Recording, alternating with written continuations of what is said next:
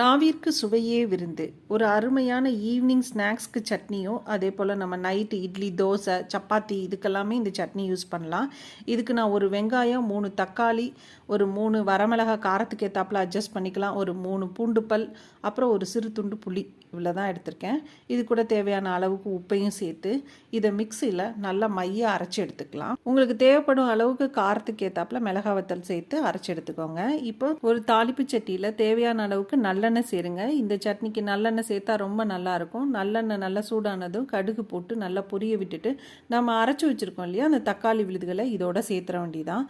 சேர்த்து இது நல்லா கலந்து விட்டுட்டு ஒரு 5 நிமிஷம் போல் மூடி போட்டு நல்லா கொதிக்க விடுங்க. மூடினா தான் அந்த கொதிச்சு வெளியில் தெரிக்காமல் இருக்கும். இப்போ கொதிச்சு வந்துருச்சு இல்லையா, இது பஜ்ஜி, அப்புறம் பணியாரம், இட்லி, தோசை, சப்பாத்தி அப்படின்னு சொல்லிட்டு எல்லாத்துக்கும் ரொம்ப அருமையாக இருக்கும். நீங்களும் இது மாதிரி செஞ்சு பார்த்துட்டு எப்படி இருந்துச்சுன்னு கமெண்ட்ஸில் சொல்லுங்கள்.